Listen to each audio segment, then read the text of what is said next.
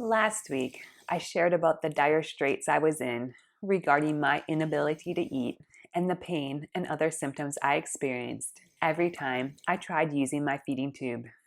I was in need of a miracle, and a miracle is exactly what God sent.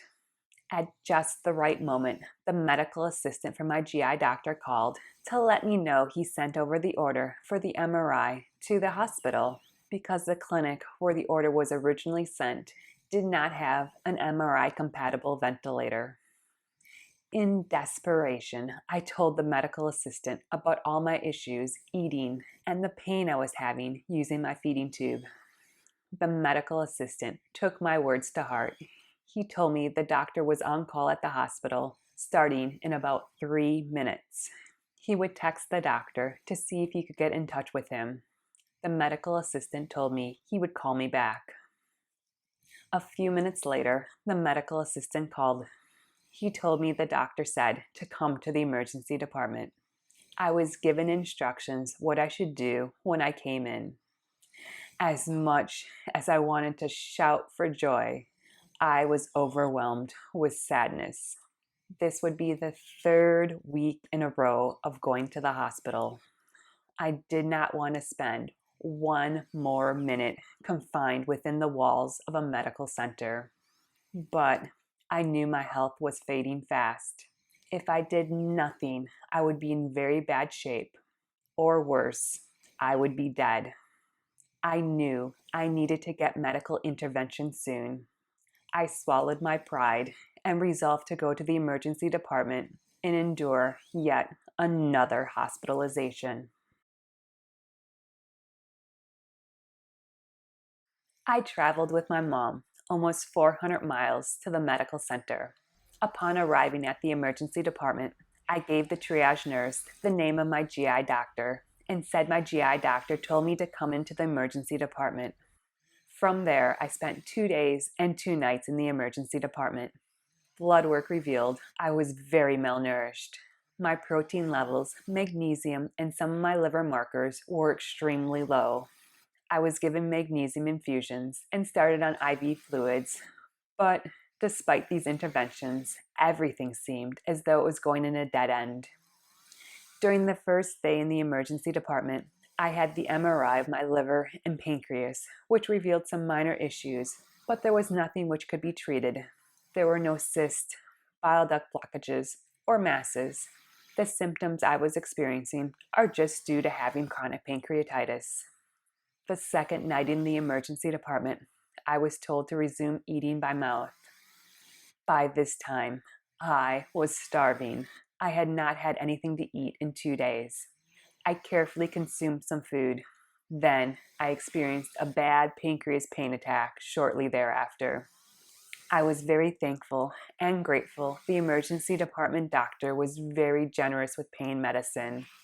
The next morning, I was exhausted and in pain. When the GI fellow visited me, she told me I would be kept until I could eat by mouth or use my feeding tube. I was too fatigued to respond, but my head spun hearing these words. What does this doctor think I've been doing for the last 2.5 weeks? I have been trying to eat by mouth. I have been trying to use my feeding tube, but both these methods are not working. That is the reason I'm here. I need TPN. Why can't anyone understand this? I need IV nutrition. In desperation, I cried out to God. Oh God, please hear my prayer. Oh God, please help me. Oh God, please make a way.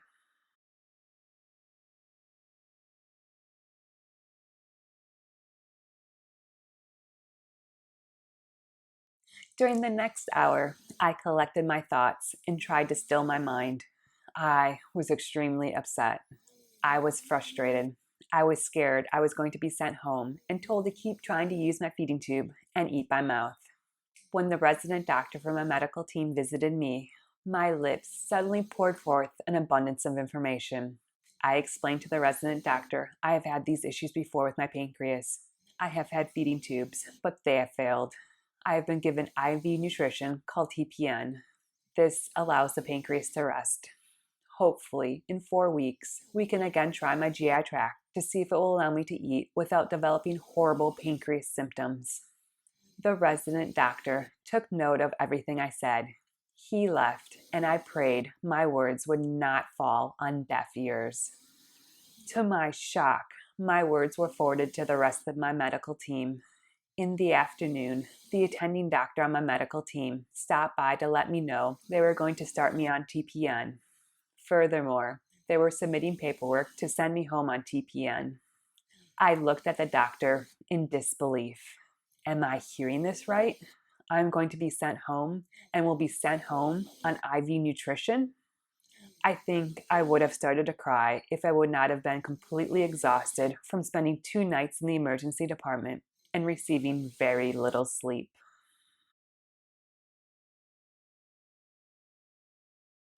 That night, the nurse started me on TPN. I prayed over and over to God to not let this be a failure too. I've had issues in the past with TPN. My liver does not like TPN, and if the liver is given at a rate which is too fast, I develop bad liver and pancreas pain. As the TPN was pumped into my body, I could feel my pancreas cramp and cause a slight increase in pain. As the night progressed, my symptoms did not worsen. I praised God for this incredible blessing.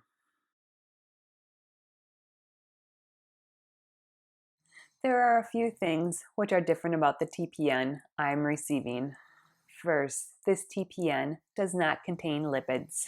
This is good and bad. I believe the lipids were probably causing the pain in my liver and pancreas the previous times I was on TPN. Also, without lipids, the calorie count is low. My TPN continuously runs. However, it only provides about 975 calories per day. This means I still need to eat about 500 calories per day of food by mouth. For the moment, this is a challenge. I can only eat pureed foods, and my pancreas and GI tract still become enraged in pain if I eat too much or eat too quickly. I am trying to stabilize my weight, but it is hard when I'm required to eat so much by mouth. I am uncertain what the future holds. Since the TPN was prescribed by the hospital medical team, I do not know if my GI doctor approves of me being on TPN. I do not know if he will continue the orders for the TPN when the next batch of TPN needs to be shipped out. I also do not know how long my PICC line will last. If it is decided that TPN will be needed for an indefinite period of time, I will need to get different central line access for my IV. The longest I've ever had a PICC line last is 4 months. I had a portacath placed last year in an attempt to get permanent IV access, but that was a complete disaster and had to be pulled. Other central line options will have to be explored if TPN is going to be needed for more than a few months. Although the future remains very uncertain, for the moment, I'm very thankful and grateful I'm able to use IV nutrition to sustain me. Hopefully, soon my pancreas will heal itself and I will again be able to eat by mouth. Thank you so much for joining me. Please remember to like and subscribe down below. I hope you have a great day and a wonderful week. Bye-bye.